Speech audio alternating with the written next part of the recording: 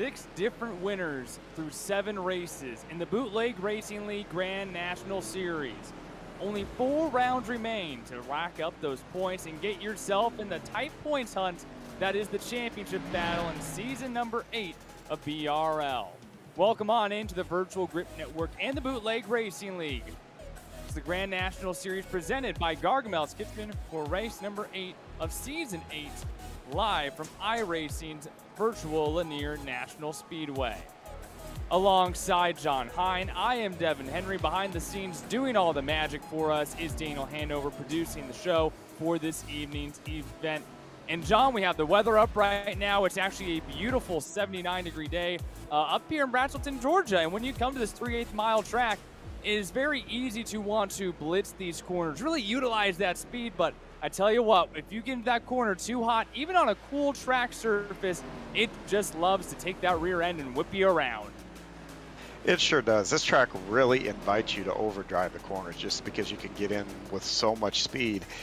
2 things can happen. Like you said, the back will whip around, but if you get in there and get in there too hot and still keep it under control, you're going to burn your right front off, and before the end of the race, that car is going to get real hard to turn into the corner at all. So you've got your hands full here for sure, every lap, every corner. This 3/8 mile track opened up in 1982 as a dirt track and was paved 5 years later in 1987. Kind of the version of the track that we have today. It's been known by a number of different names throughout the years, but nonetheless, it has become a favorite here in iRacing. It's one of the free tracks that many drivers kind of cut their teeth at in the iRacing service. And now the points this year have just been absolutely ridiculous. When you have 6 different winners through 7 races, this is a series where last year was the first time ever that one driver didn't win 6 or more races in a single season through 11 races. J.R. Shepard leads the way right now, a 5-point buffer above Matthew Thunhorse. Justin Morden only 7 points behind them. Kenny Kibbe still in this chase as well. Those 4 drivers have really separated themselves from the field. And traditionally, I mean, we came into this series with about 6 different drivers with a chance to win the championship. And John, I think these are the 4 drivers that week in and week out, you know they have a chance to go out and win that race. Yeah, the big 4 there are definitely definitely separated themselves from the rest of the field, and they will be in contenders tonight. But you know what? Don't sleep on the other guys below them. Like you said, we've had a lot of different winners this season, and James Lowe is always strong. You look down that list, Tim Shanowski, any one of these guys can then step up there and play spoiler, so to speak, and take a win. Last week, able to get back into victory lane was James Lowe, now a 10-time winner in the Grand National Series. His first victory since claiming the Season 6 championship a few months ago. Along with that, also Austin Belke, he won his first career race. And like I said, typically it's this man right here, J.R. Shepard. Last year was the first time that he did not win at least 6 races in a single season, a.k.a. the first time that he did not win half of the series.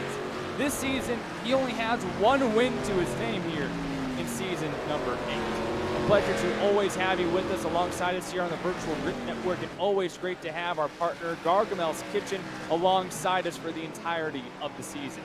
Gargamel's Kitchen is a food-grade nitrous oxide provider located in Denver, Colorado, and a proud sponsor of the Bootleg Racing League. Visit their office at 2045 South Valentia Street, or give them a call at 720-707-6178. That is 720-707-6178. Always a pleasure to partner with Gargamel's Kitchen here in the Bootleg Racing League Grand National Series. Well, John, you've been on this track a few times. You've raced with these guys in and out, whether it be dirt or on the asphalt. What do you think it is going to take tonight to tame this Lanier track that it can be really difficult to manage, especially on the long run? I think the drivers that exhibit the most amount of patience, be able to get into the corner smoothly, not upset that right front tire or overdrive and then get back in too much there where the back end wants to come out. But you've got to be patient also on corner exit as they come out of these corners, because if you get on the throttle too early, and the track invites you to do that, the nose will start shoving up towards the wall as you're coming out of the corner and you're turning against it. And again, tire wear with these guys not being able to change tires through the race. So I think patience is going to be the biggest key here tonight. 100 laps here at Lanier National Speedway. One fast repair is available, no green-white checkers. And oh yeah, no tire changes allowed. The rubber that you start this race on is the rubber that you end the race on. Also, no qualifying here in the Bootleg Racing League. We take last week's finishing order. That is your starting lineup, but we invert the top 8. So looking at your starting lineup, this weekend's pole sitter goes to Austin Belke, the Different Path Motorsports driver. Alongside him is the number 57 of Mark Herzog. Tim Shanoski will line up in the 3rd position with Kenny Kibbing, the Nocturnal Gaming, number 14, and 4th. Total Downforce Racing's Justin Morton rounds out the top 5. Alongside him is Matthew Thunhorse in the number 8 machine. J.R. Shepard opens up the night in the number 98 and 7th for Different Path Motorsports. James Lowe rounds out your top 8, those invert spots from last week. Jeffrey Harden for Loose Lugs lines up in the 9th position, and Kurt Smith rounds out the top 10, John.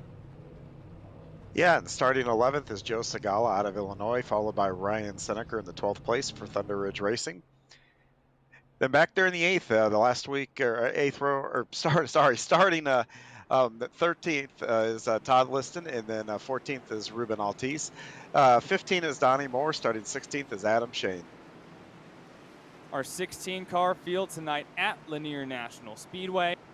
Now as everyone makes their laps around the track, 79 degree temperature outside, 81 degree track temperature, 3-mile-an-hour winds blowing southwest with 45% humidity.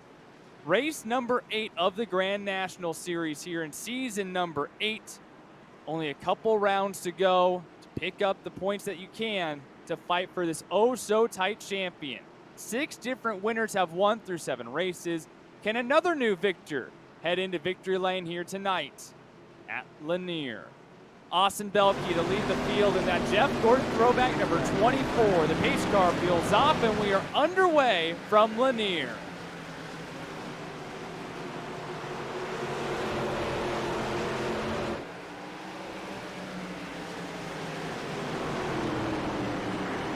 Two by two, 6 rows deep. Austin Belke clears for the lead and put that number 24 car out front. And John, to open up this season, it was Austin Belke starting up front, staying up front, and going wire to wire in a caution-free race to win his first career Grand National Series event.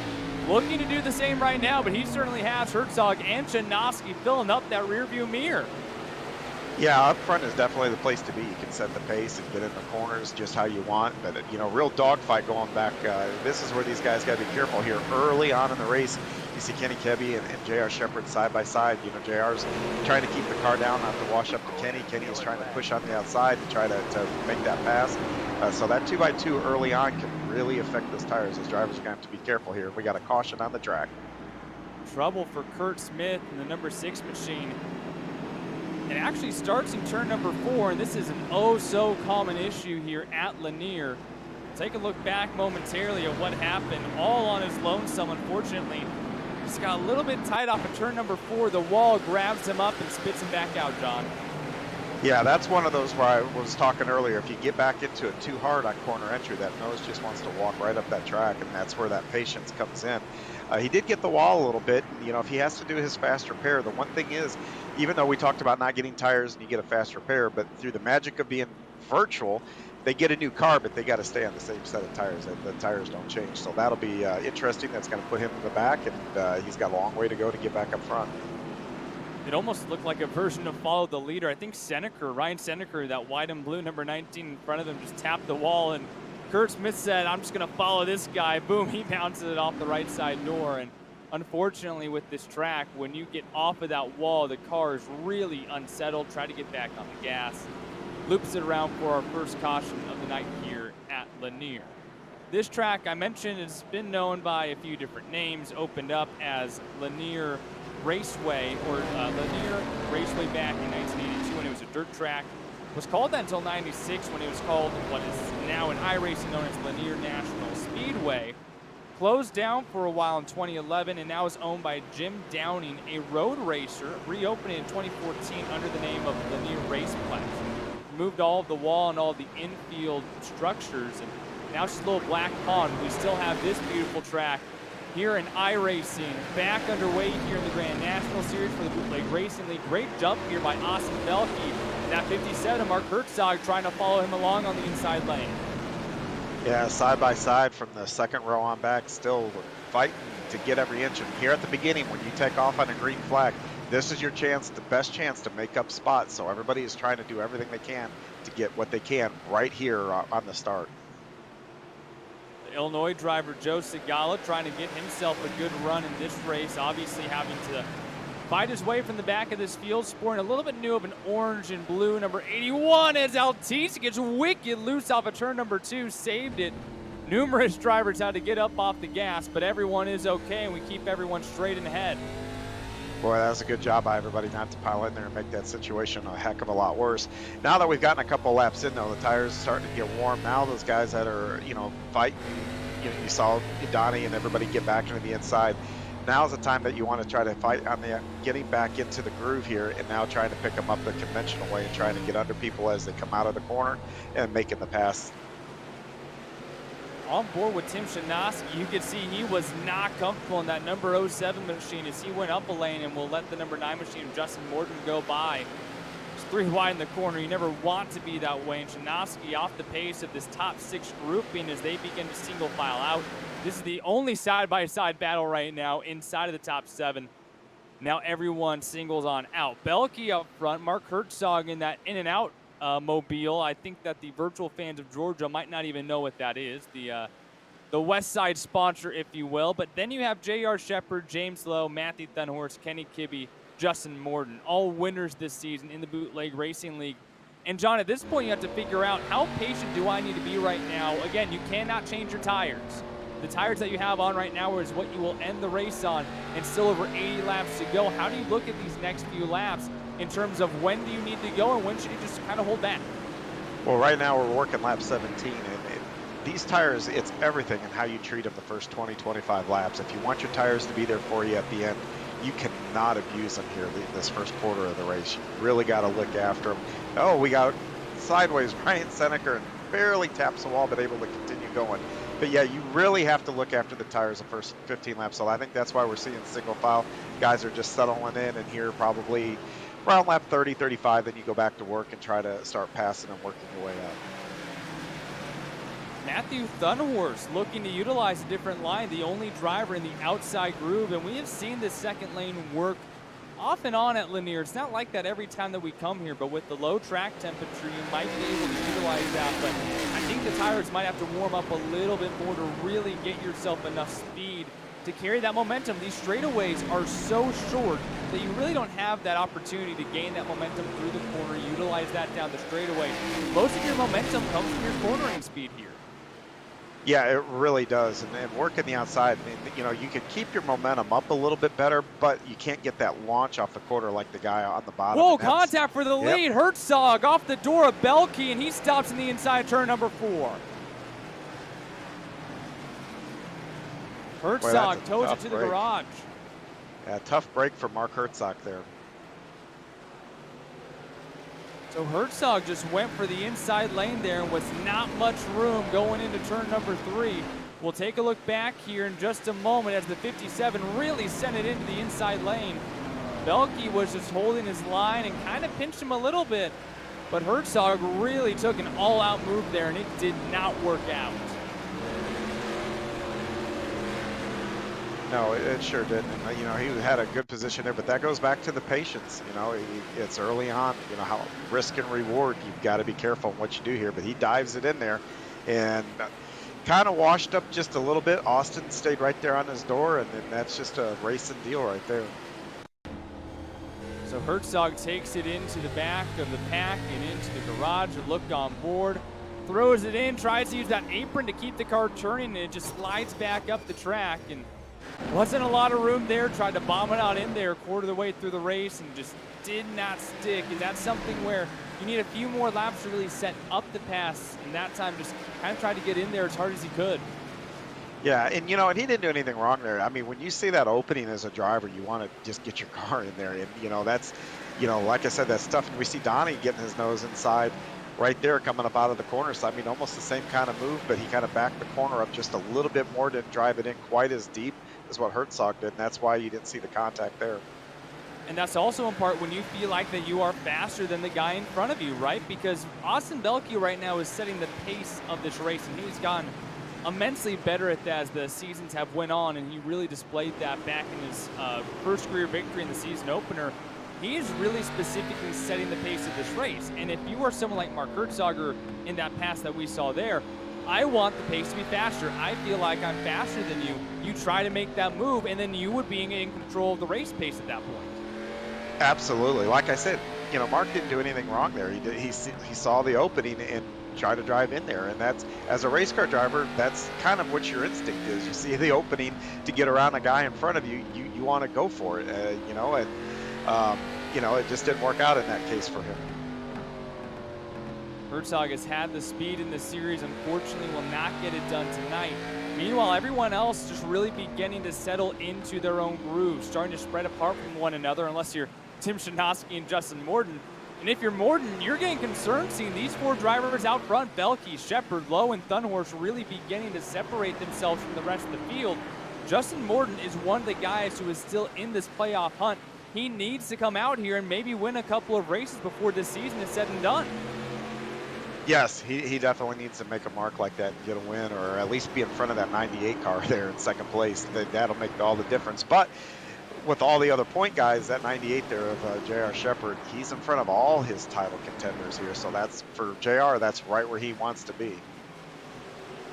No drop weeks in the Bootleg Racing League Grand National Series. So Belke had that season opening win, but unfortunately was not able to race all 11 races this season, so that would essentially knock him out of championship contention. So even though he has that win, not fighting for a championship, he's just going out and wanting to hunt down some trophies. Taking a look at Adam Shane, the Gargamel's Kitchen number 65 machine, he currently sits in the 9th position. And when we talk about Sean, and you have lived this firsthand almost every single weekend, what is most important about Bootleg Racing League is where you finish. Not just because of the points, it is one spot equals one position with no bonus points. So at the end of the race, you are fighting for not just a position for points, but you are also fighting for a position for next week's starting spot. Right now, Shane is stuck in 9th, and he has the 8th place car of Todd Liston 2 seconds in front of him. Todd Liston in 8th would get the provisional pole for next week. So the difference between finishing 8th and 9th is 1 point, and also 8 starting positions next week. Every spot is oh so important in this league. Yes, it really is. And, you know, it's easier to lose points than it is to make up points. And that makes it extremely difficult if you have a bad night. But nothing like getting, if your 8th place is considered probably a bad night if you're running for points. But the silver lining is you can come back in that next week and be up front. And that's what he's fighting for right now. He's trying to track down the 87 of Todd Liston to get into that pole position for next week.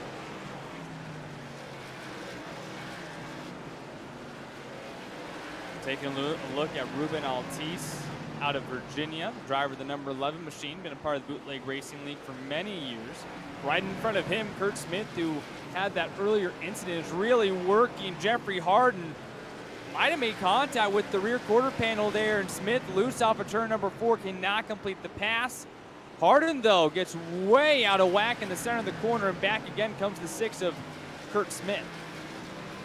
Yeah, Kurt has had a nice little recovery here coming back up through the pack, you know, after having that early trouble, and then he continues to pick up spots. You know, the problem is, though, this is a quick track and laps click off. If you notice already, just like that, we're working lap 46 here, and the race is almost half over. 55 laps to go. Nothing has changed in your top grouping of drivers. It is in the top 2, the Different Path Motorsports drivers of Austin Belke and J.R. Shepard. Matthew Thunhorse making the move for the 3rd position now. James Lowe had an issue in turn number 1. Popped up the space, and the 8 of Matthew Thunhorse filled the hole. Taking a look back here on our replay machine, Thunhorse had an easy hole because the 99 got out of the groove in turn number 4 and said, all right, nothing else I can do. Go ahead and take it. Yeah, and this track, it looked like he overdrove the corner a little bit. You know, like I had said earlier, that it's real easy to do here in this track. The nice wide sweeping turns, you just feel like you could drive it almost all the way down to the center before you have to lift, and that's just not the case. And it's easy to miss your marks. Doesn't take much to get you up out of the groove here. And of course, as we are nearing the halfway point of this race, you have to be concerned about what you are doing to your right front tire. That right front tire is responsible for helping stop and slow down the car when you get into the corner to help you have that smooth center of the corner. And that is where you're going to find a lot of your speed that you carry through the straightaways in the center of the corner. And now that these laps, like you said, very quickly tick off, tick off, tick off. How are you maintaining that right front tire? Because if you have more than the guy in front of you, there's a good chance that you can run them down later and have that center of the corner speed and utilize that through the rest of the corner and down the straightaway. Oh, absolutely. And, you know, as a driver, you have to be aware if you've been overdriving your corners and have, you know, if the car feels like it's been pushing, you've got to know by now that, okay, you know, I'm wearing that right front out. But if on the other side of that, if you've been loose, you probably have started wearing your right rear tire out. So corner entry and coming out, as we look at a replay of Todd Liston, you know, that can, he right there, that's what I was just talking about. All of a sudden that back end will come out real easy because that back tire is just really hot. And it gets worse and worse and worse. And we talk about short tracks like we were just saying about the right front tire and how that wears down and it becomes harder to turn the car and accelerate on exit. This is one of those tracks because it has some of that extra bank compared to other tracks. 13-degree banking in the turns, 4-degree banking on the front straightaway, then 3 degrees in the back. It's kind of a mini bowl. It doesn't have crazy amount of banking, but the amount of speed that you carry through the corners, you really burn up the right rear tire too. And while burning up the right front makes it more difficult to turn, burning up the right front makes it easier to turn the rear end of the car. It's two completely different dynamics that you have to balance as this race goes on and these tires continue to heat up. And then, of course, if you shake that rear end and you heat the tire up even more, then you're just holding on to a big old circus bowl. Yeah, especially when you're trying to get out of the corner, that back just wants to snap around, just what you saw with Todd Liston there a second ago. So yeah, constantly all through the race, you have to manage your stuff. Yeah, there's just no way around that. Look at Joe Segala looking to make work here of the number 65, Adam Shane. This is like we talked about earlier, not just for the 8th position, but also the provisional pole for next week's event at Martinsville, a track where you really need to have that track position early on to help yourself throughout the race and not have to burn up your stuff. And you can see Tim Shanoski is absolutely gone. You don't even see the 07 machine over 3.5 seconds in front of this battle for 8th.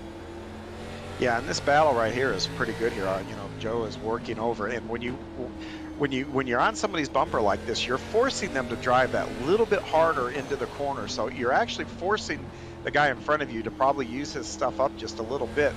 But, you know, if you took care of your equipment, you're more specific, your tires, those first 20, 25 laps, passing will become easier the longer the race goes because you're going to have more life in those tires. And you, like right now, Joe's looking to his outside. You can go right up on the outside of somebody, drive around, and if somebody's really run their tires off.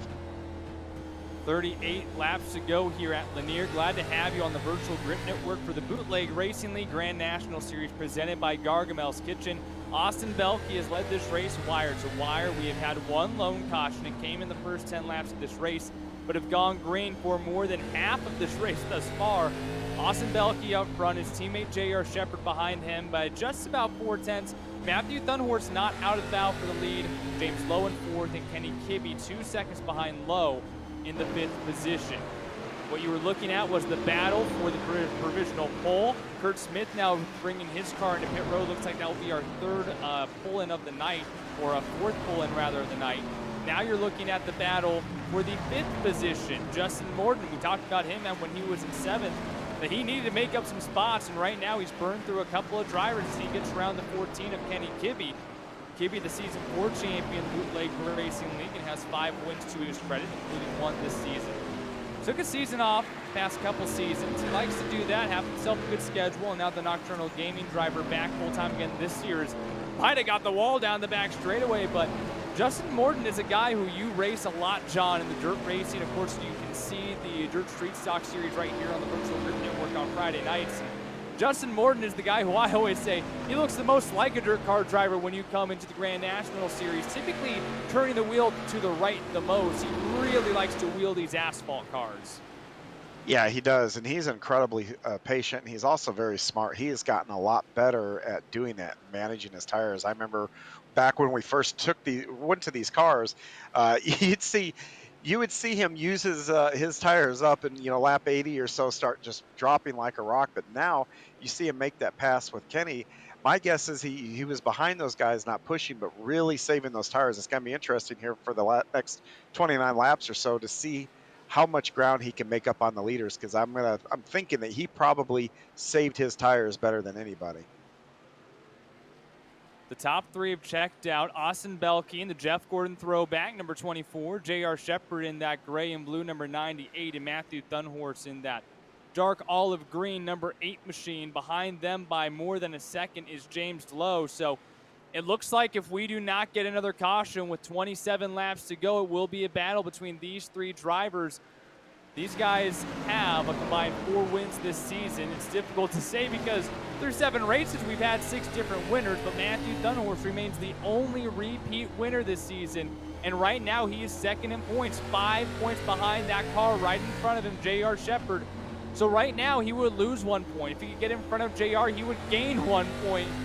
When you're 5 points behind, that's not what you want to hear, but you do know that you need to finish in front of this 98. Yeah, and right now we're getting down to the go time. We're talking about 24 laps here to go.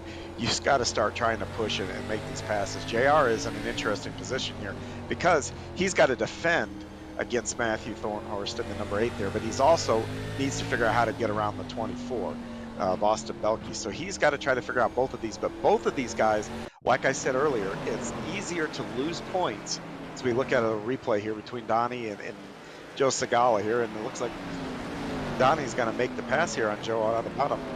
But going back, those 2 guys are running for points. It's a whole heck of a lot easier to lose points than it is to gain them. So that battle there for second, third, you don't want to get over aggressive here and cost yourself a couple, 2, 3 spots. Because, those 3 points are real hard to make up as tight as this field is up top. And J.R. Shepard wanting to keep Matthew Thunhorse behind him. That's his teammate in front of Austin Belkey. So he might not do anything crazy. He likely won't give him the bumper as these ARCA Menard Series machines that the iRacing service bases these cars off of. But they do not like any physical touching. They will very easily spin the car around. So JR won't be very aggressive with Austin per se, but you still know that he wants to go out, win this race, and potentially get a 2-point gap on Matthew Thunhorse for this points championship to extend his lead to 7. Yeah, not only a 2-point gap, but momentum. That old Big Mo, that's a big thing to have as a driver. You win the last race, you spend all week kind of feeling good about it. You come with a little bit more confidence the next week too. So take all that into consideration too. The Bootleg Racing League runs 6 races in a weekend, so having that momentum from winning in the Premier Series in the final race of the weekend certainly helps, as well as Donnie Moore makes the move around Adam Shane. This is for the 8th position, so Donnie Moore is now moved into the provisional pole for next week. Joe Segala follows on the inside, and now Segala's sights are set on Donnie Moore. He hopes to have that pole for next week. And how about Ruben Altiz, another driver, had an issue, got very loose, lost a handful of positions. He is in recovery mode, attempting to get back into the top 10. Yeah, he is, and he's making that ground up. He's only got a couple spots to get back to that proverbial pole for next week. Looks like Adam has just really used his tires up. I'm looking at his corner entry and off. He's kind of really, he's not getting back into the throttle real aggressive, which means he's really nursing that car at this point in time. As you see, both Donnie and Joe Segala, once they got around him, it's just bye-bye. They're driving away from him at this point. Shane with Gargamel's Kitchen logo on board. The South Carolina technician at Jim Hudson Lexus. That's not a Lexus, though, on that ARCA Menard Series machine. I think he needs to change that sometime. Austin Belkey's still out front, but J.R. Shepard is still pounding the rear bumper of that Jeff Gordon DuPont throwback. And you have to wonder when J.R. Shepard is going to see Matthew Thunhorse take a dive or something, because eventually Thunhorse needs to make that move. He is entering the corner high, trying to use that momentum to get to the inside quarter panel. The 98 just hasn't been able to get that burst off yet. Yeah, and I'm looking at all these cars. These guys are sliding around a whole heck of a lot coming off these corners. I'm seeing the cars dance around, and even in the center of the corner, they're slowing them way down compared to what. So everybody nobody is happy with their car right now. And oh, by the way, they're trying to win the race with them. So from a driver's standpoint, this is both a frustrating time and yet a really, really fun time. This group of three beginning to close in on that 4-car battle for the provisional pole next week. So it looks like with coming to 10 laps to go, they might just catch these cars who are fighting for that potential pole award for next week. So those drivers, they know what's happening behind them. These guys are all very respectable racers, but they also know that they can't lose too much time if something happens in front of them, because like we said earlier, the difference between finishing 9th and finishing 8th is the difference between starting 1st and starting 9th next week. So these guys are not going to want to pull over and just hang back. These guys want to keep those spots. Yeah, right now, I think both Ruben Altice there and Adam Shane will probably pull up high, I'm going to guess, because they're not really. But this battle right here between Donnie Moore and Joe Segala, if those leaders catch these two, they, like you said, they've got a lot on the line. I don't know that they're going to want to pull over and jeopardize, at least from Donnie's standpoint, I don't know if you're going to want to pull over and jeopardize a shot at the pole next week. And no, JR right now moving to the inside of Austin.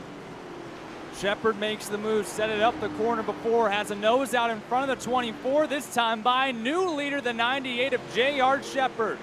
Belke fighting strong back on the outside, pinching that door, but floats up on the exit. J.R. Shepard almost clear. Matthew Thunhorse looks to follow inside. 5 to go this time by the stripe. Boy, that's some close quarters racing. And, that you talk about waiting the last second to make your move. JR has done that. Now he's got the lead. And here comes Matthew Thornhorse into second. And now we've got, the top two in the points. Here we go. Heavyweight fight, toe-to-toe these last 5 laps. Thunhorse slips off a turn number 4. The rear end came out, and now J.R. Shepard with about a car length of an advantage.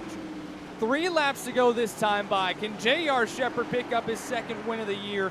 Shepard is a 5-time champion in the Bootleg Racing League Grand National Series. 51 career wins in this series, looking for career win 52 through 8 seasons. Yeah, right now he's just got to look out that front mirror, out the front window there. You can't be looking in that rear mirror or anything. You've got to hit your marks and be smooth. And if he does that, he's going to be real tough to pass. And JR is someone who doesn't make a lot of mistakes, and he'll be able to get into the corners. And he's going to make Matthew Thunhorse earn it if he gets around him. White flag out. 1 more to go for the Different Path Motorsports driver, J.R. Shepard. He's picked up a big gap on Matthew Thunhorse. A 5-point lead, make it a 6-point lead. Win number 2 this season. J.R. Shepard with the late race move takes the win at Lanier. That's a great long run, long green flag run to finish that race out. What a great race here. Had a caution around lap 10, and that was it. And then you watch this battle go by. That was the battle for the 10th position. Adam Shane will pick up the top 10. But J.R. Shepard, the second repeat winner this season, it will definitely be the least wins that he has ever acquired in any season of the Bootleg Racing League Grand National Series, but for good reason. The talent this year off the chart for the Grand National Series, but J.R. Shepard claims the win, tames the field, and will pick up another point in this championship to gap Matthew Thunhorse. Now he has his 2 victories on the year. He will go ahead, bring that car onto the checkered flag on the front straightaway. We'll take a look at your unofficial finishing order here from Lanier National Raceway in the Bootleg Racing League Grand National Series. J.R. Shepard making the move with about 5 to go on his teammate to take the win. Thunhorse followed along, but lost the rear end of that car with about 2 to go off of turn number 4. He will take home the 2nd position. Austin Belke makes it the 2nd Different Path Motorsports car inside of the top 3. Justin Morton rallies up back to a 4th place position. James Lowe will round out your top 5. Kenny Kibbe in P6. Tim Shanoski in 7th. Donnie Moore will be the last of the invert cards. He holds the provisional pole for next week's event at Martinsville. Joe Segala and Adam Shane round out the top 5. Coming home in 11th is Ruben Altice, followed by Ryan Seneker. Kurt Smith is in 13th, followed by Todd Liston. Jeffrey Harden in 15th, and rounding out the field is Mark Herzog in 16th position. That lone caution of the race coming around lap number 10. After that, it all goes green, and J.R. Shepard has been an absolute cheat code throughout his entire BRL career. when it comes to coming out, saving tires, maintaining tires, and getting the job done. J.R. Shepherd obviously had the most tire left over, as he was the most consistent driver at the tail end of that race, and he picks up his second win of the season, extends his points lead. 6 different winners through 8 races. We only have 3 more events left here in season number 8 of the Bootleg Racing League Grand National Series. Like we said, next week we will be at Martinsville Speedway. That will also be the finale of the Moonshine Challenge. That's a separate championship battle that takes place over the entire calendar year between North Wilkesboro and Martinsville. J.R. Shepherd already has that title locked up. That will be next Saturday night, 8:55 Eastern start time. Well, let's go ahead and bring in tonight's victor here at Lanier National Raceway. J.R. Shepherd putting it into victory lane again here. Now he is a repeat victor in the Grand National Series. But first and foremost, JR, take me through what it took to make that late race pass work and then keep Matthew behind you.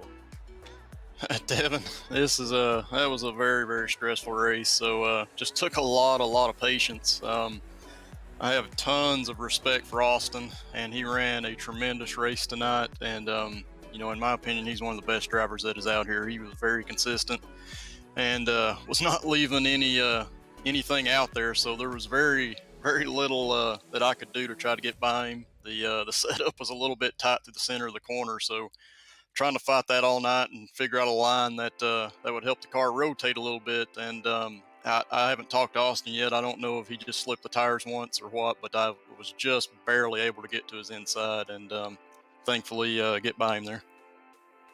Your 52nd career Bootleg Racing League Grand National Series win. You now have a 6-point advantage over Matthew Thunhorse moving into the final 3 races of the year. Justin Morden is still in this hunt. Kenny Kibbe still in this hunt. How do you approach and attack these final 3 races in search of your 6th career Grand National Series championship? It's going to be extremely tough. I mean, you've seen this year we've had so many different winners, so many guys that have been up front on a consistent basis, and the racing's really hard. There's nothing easy about trying to make a pass on somebody out here, so just going to have to try to be smart. Some of the tracks coming up, we may not be the best there, but we'll have to figure out something and try to be consistent. Martinsville is up next, and then, of course, more short tracks, insane short tracks to come up after that. But first, we do have that bye week for Thanksgiving, so you get a little bit of a break. Then we come back to finish off the Moonshine Challenge. But for now, on top of the podium, JR, who do you have to thank for taking home your 2nd win of season number 8? Yeah, just big thanks to the Bootleg Racing League for everything that they do, giving us a place to race each and every week. Big thanks to Gargamel's Kitchen for being our title sponsor for multiple seasons now, so we really appreciate everything that they do. Thankful for you guys at the Virtual Grip Network for making us look good each and every week, so appreciate that, and hope everybody has a happy Thanksgiving this coming week. Right back at you, JR. Congratulations on the win here tonight. Thank you, guys. That is J.R. Shepherd, your winner here at Lanier's 2nd win of the season. Coming home in 2nd, Matthew Thunhorse followed that 98 through the inside, but just could not quite make it work. Matthew Thunhorse is caught up with John Hine. Matthew, this is John up in the booth. You got a copy? Yeah, John. Well, hey, man, I know you're 1 position short of where you wanted to be there, but, you guys showed a lot of patience there, and you're behind 2 guys that don't make a whole lot of mistakes. Walk me through the last laps there. Is there anything you think you could have done to maybe get a run in there to maybe get by those guys? It was so difficult because the thing that was making the setup a bit challenging tonight was just, with the good pull out in terms of gearing and just how well she rotated. It's just the car was just begging you to give it that full 100% or, maybe a little bit more than you were wanting to. And it was hanging right there, just teasing the crap out of you. And I think the thing tonight that I did really well was I just kept myself in the bounds there so many times. I was just like the dog on the leash, just going, come on, leash, break, and just wanting to go chase the car or whatever, and just reining that in. And, it's just, the problem is for me is that Austin made the mistake or just opened the door up just enough before JR did, because there were a couple of times, I know JR made a few mistakes getting loose, but the problem is when they get loose, they go down to the inside, and it's not them trying to throw a block or anything. It's just that's where the car wants to go, and your only option is, well, you can try to force the pass and dump them. So, I mean, and I don't want to do that. So there wasn't much more I could have done. I mean, Austin was running a brilliant race, JR was running a brilliant race, and sometimes it just comes down to, one move, one little miscue, and that's all that cost Austin this win. And, and JR was able to jump on into that exact moment. So, I can't say there's anything more I would have done. I mean, when you get racing with two guys like that are doing really good, you really can't what if yourself, because I gave it everything I had and they beat me. So, it's kudos to them. Yeah, you ran an excellent race, but looking forward to the next race on the schedule is going to be the paperclip there at Martinsville. What are your expectations going into that round? Well, I love me some Martinsville. So, hopefully that one, I can hope maybe to put on a performance like I did in previous seasons where I got the win there. But, I think the challenge there is just going to be getting up through the pack, because, I'll be starting, 6th, 7th, or depending on how many people show up. But, really enjoy the track, really enjoy kind of flat style. So we'll just have to see how it goes.